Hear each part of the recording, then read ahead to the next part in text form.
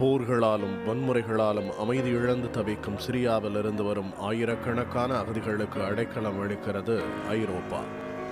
குழந்தைகள், பெண்கள், முதியவர்கள், நோய்வாய்ப்பட்டவர்கள் என ஐரோப்பிய நாடுகளுக்கு வந்து சேரும் இதுபோன்ற அகதிகளுக்கு மத்தியில்தான் பாரிஸை சின்னாபின்னமாக்கிய பயங்கரவாதிகளில் ஒருவரும் ஐரோப்பாவுக்குள் வந்திருக்கிறார்.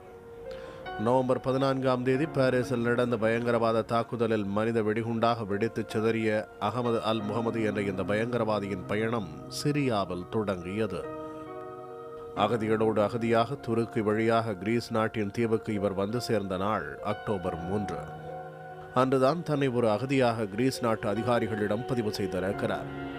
அதன் பிறகு அகதிகளுக்கான படகுகளில் பயணம் செய்து அக்டோபர் 5ஆம் தேதி கிரீஸ் நாட்டின் பெருநிலப்பரப்புக்குள் நுழைந்திருக்கிறார் அல் முகமது.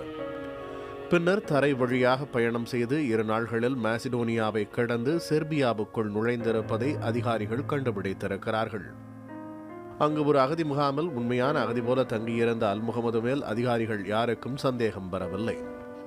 இதன் பிறகு குரோஷியாவுக்குள் நுழைந்து அங்குள்ள அகதி முகாமில் பதிவு செய்திருக்கிறார். அந்த நேரத்தில் செர்பியாவுடனான எல்லையையும் குரோஷியாவுடனான எல்லையையும் ஹங்கேரி மூடியிருந்தது. இதனால் மாற்று வழியில் பயணம் செய்த அல் முகமது பாதுகாப்பு படைகளையும் கடந்து பாரிஸ் நகருக்குள் நுழைந்திருக்கிறார். நவம்பர் 14ஆம் தேதி பாரிஸின் தேசிய மைதானத்தை ஒட்டி மனித குண்டாக வெடித்த போது அவருக்கு அருகே பாதி எரிந்த நிலையில் கிடந்தது பாஸ்போர்ட். அதுதான் அவரது பாதையை அடையாளம் காட்டியது. புதிய தலைமுறைக்காக எம் மணிகண்டன்.